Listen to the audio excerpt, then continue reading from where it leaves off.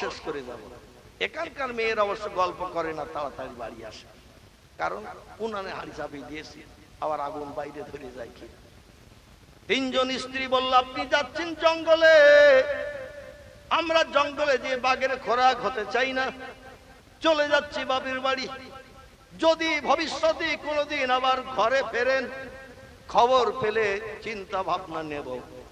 লম্বা দিন হয়ে গেলে এক হাত আবার দুই করে নতুন সংসারে চিন্তা ভাবনা নেব। চিল্লাই বলুন নাউজুবিল্লাহ। একজন স্ত্রীর জীবনী আল্লাহ কোরআনে কোট করে দিয়েছেন। কোরআনে কারো জীবনী কোট করা এটা কি চারটেখানি ব্যাপার? পৃথিবীর সেরা ধর্মীয় কিতাব নাম হলো দারাল কোরআন। কোরআনের ভিতরে আল্লাহ পাক 10 থেকে 11 জন নারীর জীবনী পছন্দ করে কোরআনের ভিতরে কোট করে দিয়ে দিয়েছেন দুনিয়ার মেয়েদের চরিত্র সংরক্ষণের জন্য। জোরে বলুন একটু সুবহানাল্লাহ। কারো নাম হাওয়া, কারো নাম সাইরা, কারো নাম হাজেরা, কারো নাম রাহিলা, কারো নাম জুলাইখা, কারো নাম সবুরা, কারো নাম আসিয়া, কারো নাম রহিমা, কারো নাম মরিয়ম, কারো নাম জোহরা। আল্লাহ মেয়েদের জীবনী কোরআনের ভিতরে কোট করে দিয়েছে। ও দুনিয়ার মেয়েরা, ভালো মেয়ে যদি হতে চাও, জান্নাত যদি হালাল বানাতে চাও, ওই মেয়েদের জীবনী ফলো করে চরিত্র গঠন করে নাও। জোরে বলুন একটু সুবহানাল্লাহ। তিনজন নারীর কোন জীবনী আল্লাহ কোরআনে কোট করলেন না, তার স্বামী ফেলে বিপদে ফেলে রেখে চলে গেল। একজন নারীর জীবনী আল্লাহ বড় পছন্দ করলেন, তার জীবন ইতিহাস। এই মেয়েটির নাম হলো হযরতে রহিমা।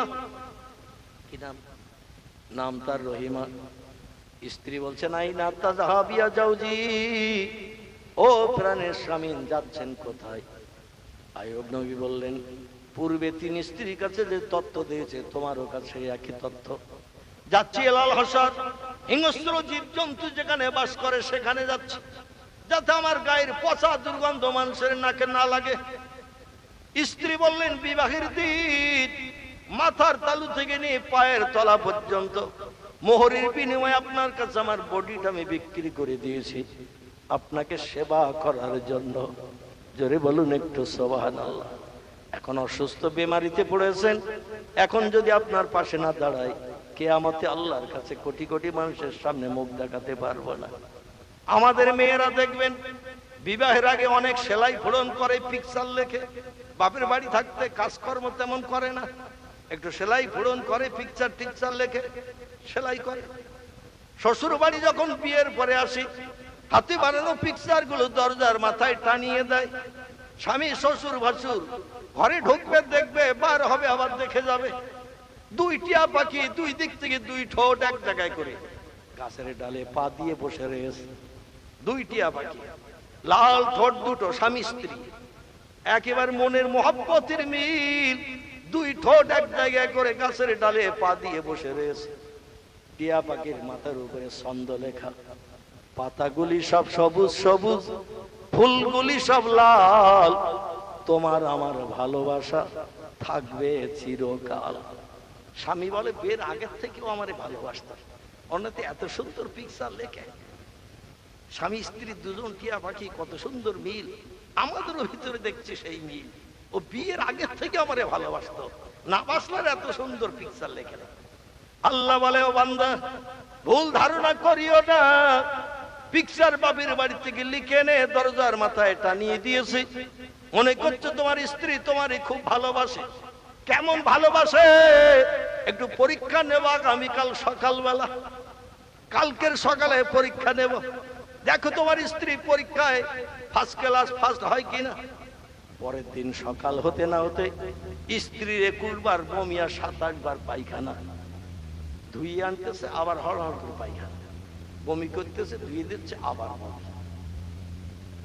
শাশুড়ি বলতেছে, বৌমা ছেলের কি হলো একটু দেখো। বৌমা বলতেছে, পচা দুর্গন্ধ, বমি আর পায়খানা, ধারে পাশে যাওয়া যাচ্ছে না। বিয়ে হয়েছে বলে সব চালাকি আমার। ওর বোন আছে, মা আছে, ফুবু আছে, চাচি আছে, দাদি আছে, কেউ দেখে না, সব পরিষ্কার করতে হচ্ছে আমার। ও বলে, আসলে পিকচার আমার কাল হয়েছে, ওই যে পিকচার লিখে রেখেছে দরজার মাথায়, পিকচার আমার কাল হয়েছে, ও পিকচার পাল্টা দিয়ে। কারণ পেশাব পায়খানার কতবার পরিষ্কার করা যায়, ধুই আনতেছে আবার হড় হড় করে বমি, পায়খানা পরিষ্কার করে দিচ্ছে আবার বিছান কাতা নোংরা, আবার কি পচা মাছের আষ্টে মতো গন্ধ, কত আর সহ্য করব, পিকচার পাল্টিয়ে দিতে হবে। ও তখন বলল এই পিকচার আর রাখবো না, পিকচার একটু ঘুরিয়ে দি, পাতাগুলি সব সবুজ সবুজ, ফুলগুলি সব লাল, তোমার আমার ভালোবাসা থাকবে না আর চিরকাল। আগে পেশাব পায়খানা বন্ধ হোক, তারপরে চিন্তা ভাবনা নেব। এইভাবে আমার পক্ষে পরিষ্কার করা সম্ভব হবে না, আমি তো পরের মেয়ে আসি। চিল্লাই বলুন একটু নাউজুবিল্লাহ। তো কৃষ্ণপাড়ার মেয়েরা কিন্তু পিকচার পাল্টায় না, এরা যা ছিল তাই রাখে। বলে হঠাৎ স্বামীর শরীর অসুস্থ হয়েছে, এখন আমার দায়িত্ব তাকে পরিষ্কার পরিচ্ছন্ন করা, সেবা করা। বিপদের দিনে বন্ধু পাওয়া মুশকিল হয়, সুখের দিনে অনেক বন্ধু পাওয়া যায়। সুখের দিনে বন্ধু পাওয়া যায় অনেক, বিপদের দিনে বন্ধু কিন্তু পাশ কাটিয়ে চলে যায়। বিপদের দিনে যে বন্ধু হয় সেই তো প্রকৃত বন্ধু। সুখের দিনের বন্ধু এর দ্বারা কোনো লাভ পাওয়া সম্ভবপর নয়। রহিমা বললেন প্রাণের স্বামী, আপনি যাবেন যেখানে আমাকেও পাবেন সেখানে, আপনি যেখানে যাবেন আমাকে সেখানে পাবেন, কারণ আমি আপনার সঙ্গী হিসাবে বিবাহের দিন কবুল করেছি, আমার দেহটা আপনার কাছে বিক্রি করেছি মোহরের বিনিময়। এই জন্য আমি আপনার সেবার দায়িত্ব পালন করব। হাসরে কিয়ামতে আল্লাহর কাছে আমাকে যেন লজ্জিত হতে না হয়। গহীন জঙ্গলে চলে গেলেন পয়গম্বর, যেখান থেকে পচা দুর্গন্ধ এলাকার কোনো মানুষের নাকে না লাগে। জঙ্গলের ভিতরে চলে যাই, এক গাছতলায় তিনি বিশ্রামের চিন্তা ভাবনা নিলেন, সেখানে বসবাসের চিন্তা ভাবনা নিলেন। পয়গম্বরের বিবি রহিমা রাত ভর ঘুমকে হারাম করে স্বামীকে সেবা যত্ন করে। সকালবেলা স্বামীকে কিছু খাইয়ে দিয়ে লোকালয়ে চলে যায়। লোকালয়ে যে ধনীদের বাড়িতে যে ঝিয়ের কাজ করে, মেথরের কাজ করে, চাকরানির কাজ করে, ধোপার কাজ করে, যার বাড়িতে যেমন কাজ আছে এই কাজগুলো করে দিয়ে প্রতিদান কিছু পয়সা পায়, কোনোদিন বাড়িওয়ালারা কিছু খাবার দেয়। আমাদের দেশে অনেক মেয়েরা পরের বাড়িতে ঝিয়ের কাজ করে, বাড়িওয়ালারা পয়সাও দেয়, মাঝে মাঝে কিছু খাবারও দেয়। রহিমা সারাদিন কাজ করে, যে খাবার পায় পয়সা পায়, পয়সা পেলে বাজার থেকে খাবার কিনে নেয়, খাবার পেলে খাবার নিয়ে পানি নিয়ে সন্ধ্যার পর ঢুলতে ঢুলতে টলতে টলতে জঙ্গলে চলে আসে। সারাদিন স্বামী অনাহারা, সেই সকালে জঙ্গলে রেখে গিয়েছিল স্বামীর ক্ষুধা নিবৃত্তির জন্য, পরের বাড়িতে ঝিয়ের কাজ করতে, চাকরানির কাজ করতে।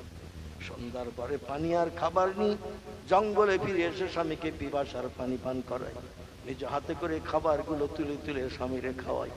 স্বামীর দেখে এত কঠিন রোগ হয়ে গেছে, গোশত পচে লাল টকটকে হয়ে গেছে, স্বামী উঠতে পারে না, বসতে পারে না। হযরতে রহিমার মাথার চুল ধরে আস্তে আস্তে ঠেলে উঠে বসে, আবার মাথার চুল ধরে আস্তে আস্তে জমিনে শোয়। গায়ে হাত দিলে তার দরদ ব্যথা লাগে, সারা গা সব রক্তপুষ ফড়ায় ভর্তি, দগদগে ঘা। কোন জায়গায় রহিমা ধরলে স্বামী কষ্ট পায়, এই জন্য স্বামী নিজ হাতে করে মাথার চুল ধরে আস্তে আস্তে ঠেলে উঠে বসে, আবার মাথার চুল ধরে আস্তে আস্তে জমিনে শুয়ে পড়ে। সন্ধ্যাবেলা ফিরে এসে স্বামীকে নিজ হাতে খাওয়ায়, স্বামীর সেবা যত্ন করে দিয়ে আবার আগামীকাল সকালবেলা স্বামীকে খাইয়ে যেতে হবে লোকের বাড়িতে ঝিয়ের কাজ করতে। সকালের জন্য কিছু খাবার রেখে দিয়ে বাড়তি খাবার থাকলে সেদিন খেত। সকালের খাবার রেখে দেওয়ার পরে যদি বাড়তি খাবার না থাকতো সেদিন পানি পান করে নফল রোজা রেখে দিত। জোরে বলুন একটু সুবহানাল্লাহ। এইভাবে রহিমা স্বামীর সেবা চালাচ্ছেন জঙ্গলের ভিতরে। আমার ভাইরা, হঠাৎ একদিন পয়গম্বরের জিবে ঘা ধরে গেছে, বডিতে রক্তপুষ ফোড়া, সমস্ত বডি, হঠাৎ জিবে সেই ঘা ধরে গেছে। পয়গম্বর আল্লাহর কাছে হাত তুলে বলে, আল্লাহ, আমার সমস্ত বডি পশম ধরে পোকায় খেয়ে নিল, কোনোদিন তোমার কাছে হাত তুলি নাই, কারণ তুমি দিয়েছো ঘা, তুমি কবে সারিয়ে দেবে তুমি জানো। আমি কোন ওষুধ ব্যবহার করব না বলেছি, আল্লাহ এই জন্য আমি ওষুধ এখনো পর্যন্ত ব্যবহার করি নাই। আচ্ছা, আমাদের সর্দি কাশি মাথা যন্ত্রণা পেট ব্যথা যদি হয় দৌড়িয়ে ডাক্তারের দোকানে যাই না? সর্দি কাশি মাথা যন্ত্রণা পেট ব্যথা পেট খারাপই হলে দৌড়িয়ে মেডিসিনের দোকানে যায়, ওষুধের দোকানে যে বলি ট্যাবলেট দাও, ওষুধ দাও, এই রোগ হয়েছে। পয়গম্বর কোনদিন কারো কাছে ঔষধ চাইনি, জীবন ওষুধ ব্যবহার করেনি। জিভে হঠাৎ ঘা ধরে গেছে, টোটাল বডির ভিতরে জিভটা নরম কিনা, জিভ হলো নরম, নরম জিভে যখন দগদগে ঘা ধরে গেল, পয়গম্বর আল্লাহর কাছে হাত তুলে বলে, আল্লাহ আমার টোটাল বডি পচিয়ে দিয়ে পোকা বানিয়ে দিয়েছো, কোনোদিন কিছু বলিনি, তবে আল্লাহ তোমার কাছে হাত তুলতে বাধ্য হলাম, আমার জিভটারে তুমি একটু ভালো রাখো, আমার জিভটায় তুমি ঘা দিও না, কারণ এই জিভ দিয়ে আমি তোমার নামের তসবিহ পড়ি, তোমার নামের জপ জিকির করি, আমার জিভটায় ঘা হয়ে গেলে আমি জিভ আর নাড়াতে পারবো না, তোমার নামের জপ জিকির তসবিহ পড়তে পারবো না, এজন্য আমার জিভটারে তুমি ভালো রাখো। আল্লাহ বলেন, পয়গম্বর ঘা সারানোর কথা বললি না, তোর জিভ দিয়ে আমার নামের তসবিহ পড়বি বলে দাবি করলি, তোর জিভে আর ঘা দেব না। জোরে বলুন সুবহানাল্লাহ। দেখতে দেখতে চলতে চলতে জঙ্গলের ভিতরে কাল কেটে গেল 18 বছর। ক বছর? 18 বছরের জায়গায় আমরা কি 18 মাস ধৈর্য ধরতে পারবো? 18 মাসের জায়গায় 18 সপ্তাহ কি ধৈর্য ধরতে পারবো? জ্বালা যন্ত্রণা ছটফট করতে করতে ডাক্তারের কাছে যাব না? পয়গম্বর 18 বছর কাল ধৈর্য ধরে থাকলো জঙ্গলের ভিতরে। আর স্ত্রী প্রতিদিন সকালবেলা স্বামীকে খাইয়ে চলে যায় লোকালয়ে লোকের বাড়ি কাজ করতে, সারাদিন কাজ করে যা পায় তাই নিয়ে সন্ধ্যার পরে ফিরে এসে স্বামীর পিপাসা নিবৃত্তি করে খাদ্য খাওয়ায়। ইবলিস শয়তানের ওটা পছন্দ হলো না, শয়তান ইবলিসের ওটা পছন্দ হলো না। ইবলিস শয়তান বলে স্বামী স্ত্রীকে বিচ্ছেদ করতে হবে, দুইজন সুখে সংসার করছে জঙ্গলের ভিতরে, পানি পান করে নফল রোজা রাখি, কিন্তু এই স্বামী স্ত্রীর মহব্বত আমি পছন্দ করি না। শয়তান ইবলিস শয়তান বলল স্বামী স্ত্রীর ভিতরে বিচ্ছেদ করাতে হবে, দুইজনকে ডিভাইডেড করে দিতে হবে। শয়তানের মগজে জ্ঞান আছে না নাই? আল্লাহ তাকে পূর্বে মুআল্লিমুল মালায়েকা বানিয়ে রেখেছিল, জান্নাতের ভিতরে সোনার চেয়ারে বসে ইবলিস শয়তান ফেরেশতাদের কাছে ওয়াজ করত। আজকের আপনারা যেমন বসে আছেন, ফেরেশতারা এইরকম বসে থাকতো, আর শয়তান ইবলিস সোনার চেয়ারে বসে বক্তব্য রাখতেন, আর ফেরেশতারা হা করে করে শুনতো। এমন এমন তথ্য দিত জেনেদের বাচ্চা আজাজিল, ফেরেশতাদের সে তথ্য সম্পর্কে কোনো জ্ঞান ছিল না। নতুন নতুন তথ্য শুনে ফেরেশতারা হা হয়ে যেত। আল্লাহ তাকে অনেক জ্ঞানের অধিকারী বানিয়েছিলেন, একটা হুকুমের খেলাফি করার কারণে আল্লাহ লানাতের জিনজির পরিয়ে দিয়ে তাকে চির জাহান্নামী বানিয়ে দিয়েছে। এই ইবলিস শয়তান এ বলল স্বামী স্ত্রী বিচ্ছেদ করাতে হবে, এক জায়গায় রাতের বেলা থাকবে, দিনের বেলা কাজ করে স্বামীর সেবা যত্ন করবে, খাওয়াবে, এটা আমি পছন্দ করি না।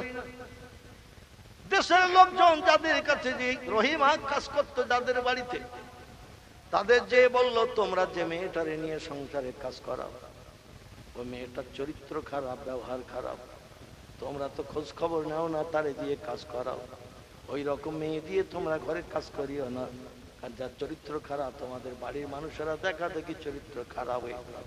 চিল্লাই বলল নাউজুবিল্লাহ। আমার ভাইরা লোকজন বলল আমরা তো দেখি মেয়েটার আদর্শ ভালো, কথাবার্তা ভালো, কাজকর্ম ভালো, কিন্তু ভিতরে ভিতরে চরিত্র খারাপ, এ তো আমাদের জানা নাই। ও বলে আমি জানি, কারণ আমার এলাকার লোক। নাউজুবিল্লাহি মিন জালিক। এই জন্য ওকে দিয়ে কাজ করিও না। খারাপ মেয়ে যদি তোমাদের ঘরে কাজ করে তোমাদের বাড়ির বাচ্চা কাচ্চারাও খারাপ হয়ে যাবে। সবাই বললো তাহলে খারাপ মানুষকে দিয়ে কাজ করাবো না, সংসারে উন্নতি হবে না। এই জন্য রহিমা কাজে গেল, পাড়ার লোক কেউ আর কাজে নেয় না। শয়তান আনন্দে আত্মহারা, আমার প্ররোচনা কাজ হয়েছে। শয়তান রাস্তার উপরে চুপ করে বসে রয়েছে, যে রাস্তা দিয়ে রহিমা ফিরবে। সারাদিন ঘুরে ঘুরে কোথাও কোনো বাড়ি কাজ হয়নি। কেঁদে বলে, আল্লাহ, আমার স্বামী জঙ্গলে কঠিন রোগগ্রস্ত, ঘা পাশলায় ভর্তি, গোস্ত পচিয়ে গায়ে পোকা হয়ে গেছে, পোকাগুলো বিড়বিড় করে গোস্ত কামড়ে কামড়ে খায়। ও আল্লাহ, আজকের সারাদিন ঘুরলাম কিন্তু কাজ হলো না, উপায় কি? স্বামী তো সারাদিন অনাহারা জঙ্গলের ভিতরে। আল্লাহ, আমি জঙ্গলে যে স্বামীকে ক্ষুধা পিপাসা নিবৃত্তির জন্য কি ব্যবস্থা করব? 7 বার ভাবতে ভাবতে সন্ধ্যা হয়ে এসেছে। রহিমা স্বামীর তোয়াজ খাতিরের জন্য জঙ্গলের দিকে রওনা দিয়েছেন। রাস্তার পাশে এক যুবক বসা। এই যুবক হলো ইবলিস, শয়তান। দেশের জনগণকে বুঝিয়ে শয়তান ইবলিস রাস্তার উপরে বসা। রহিমা কাছের কাছে যখন এসেছে, বলছেন, ও বউজান, আজকের কি কাজকর্ম হয়নি? বলে, কেউ আমার কাজে নেয়নি, আমার সম্পর্কে বিরূপ মন্তব্য করে, এজন্য কেউ কাজে নেয়নি। বলে, তোমার স্বামী অসুস্থ না? বলে, হ্যাঁ। বলে, সারাদিন খাওয়া দাওয়া? বলে, কিছুই হয়নি। সন্ধ্যার পরে খাবার নিয়ে যাই, সেই খাবার নিয়ে যেয়ে জঙ্গলে স্বামীরে খাওয়াই। আজকে তো কাজকর্ম হয়নি, খাবার উপায় নাই। স্বামীকে যে সারাদিন অনাহারা, স্বামী রোগগ্রস্ত, কি যে খাওয়াবো দুশ্চিন্তায় রয়েছে। এই জন্য চিন্তা ভাবনা করতে করতে যাচ্ছি। শয়তান ইবলিস বলল, তোমার স্বামী অনাহারা থাকবে, সারাদিন অনাহারা, রাত অনাহারা, অসুস্থ মানুষ মারা যাবে, বরং আমি কি একটা কথা বলবো? রহিমা বলল, না মিয়া কি বলুন, কি বলতে চাইছেন? বলে, তোমার মাথার ওই ঢেউ খেলানো চুল দেখতে আমার খুব পছন্দ। তোমার মাথার চুল যদি আমার কাছে কিছুটা কেটে বিক্রি করে দাও, আমি চুলের বিনিময়ে কিছু পয়সা দেব। ওই পয়সা নিয়ে তুমি বাজারে দিয়ে খাবার কিনে নিয়ে তোমার স্বামীকে খাওয়াতে পারবে। তোমার অসুস্থ স্বামী ক্ষুধা থেকে নিষ্কৃতি পাবে, পিপাসা থেকে নিষ্কৃতি পাবে। কিছু চুল আমার কাছে বিক্রি করো। রহিমা চিন্তা শুরু করে দিলেন, আমার মাথার চুল ধরে স্বামী আস্তে আস্তে ঠেলে উঠে বসে, আবার মাথার চুল ধরে স্বামী আস্তে আস্তে জমিনে শুয়ে পড়ে। বডির কোনো জায়গায় হাত দিয়ে ধরার মতো জায়গা নাই, সব জায়গায় দগদগে ঘা, কোন জায়গায় ধরার মতো জায়গা নাই, সব জায়গায় দগদগে ঘা। এজন্য আমার মাথার চুলটা ধরে উঠে বসে, আবার চুল ধরে জমিনে শোয়, বিশ্রাম নেয়। চুল কেটে দিলে আমার স্বামী কি ধরবে? বলে, একেবারে পুরো মাথা নেড়া করে চুল কাটতে হবে না, সামান্য কিছুটা রাখো ধরার মতো, বাকিটা লম্বা চুল আমার কাছে বিক্রি করো। রহিমা চিন্তা ভাবনা নিলেন, অসুস্থ স্বামী জঙ্গলে সারাদিন তো অনাহারা রয়েছে, এখন সব কেটে না নিয়ে কিছুটা রাখার কথা বলল, আর কিছুটা ওর কাছে বিক্রির কথা বলল। যদি বিক্রি করে কিছু পয়সা পাই, তাহলে অন্তত স্বামীর ক্ষুধা নিবৃত্তির ব্যবস্থা করা যাবে। রহিমা রাজি হয়ে গেল। রাজি হয়ে যে মাথার চুল কিছুটা কেটে দিয়ে দিল, বলল, এই নাও, কেটে নিয়ে নাও। আবার ইবলিস শয়তান যুক্তি দিল, কিছুদিন হয়ে গেলে মাথার চুল আবার লম্বা হয়ে যেমন ছিল তেমন হয়ে যাবে, বরং তোমার স্বামী অনাহার হয়ে আর মরবে না, তোমার স্বামী অন্তত হায়াতে বেঁচে থাকতে পারবে। রহিমা তাতে মত দিয়ে দিয়ে মাথার চুল কিছুটা কেটে দিয়ে ওই পয়সা নিয়ে বাজার থেকে কিছু খাবার কিনে নিয়ে স্বামীর কাছে জঙ্গলে রওনা দিয়েছেন। ইবলিস শয়তান জঙ্গলের ভিতরে যেয়ে বলল, তোমার স্ত্রী খাবার আনে আর তুমি খাও, কিন্তু কিভাবে আনে তা তো তুমি জানো না, যাচাইও করো না, লোকের বাড়ি চুরি করে হাঁড়ি মেরে মেরে খাবার নিয়ে আসে। শয়তান ইবলিস বলছে, লোকের বাড়ি চুরি করে যে হাঁড়ি মেরে খাবার নিয়ে আসে, আজকের ধরা পড়েছে তোমার স্ত্রী, লোকে উদ্যম পাদ্যম দিয়েছে, আবার মাথার চুলও কেটে নিয়েছে তোমার স্ত্রীর। আইয়ুব নবী বলছে, আমার স্ত্রী চুরি করা তো জানে না, চুরি করা পছন্দ করে না। বলে, আসলে তুমি দেখতে পাবে তোমার স্ত্রী মাথার চুল দেশের জনগণ চুরি করার কারণে কেটে নিয়ে নিয়েছে। আইয়ুব বলে, আমি মাথার চুল ধরে উঠি, মাথার চুল ধরে বিশ্রাম নিয়ে শুই, আমার স্ত্রী কোনদিন চুল কাটতে পারে না।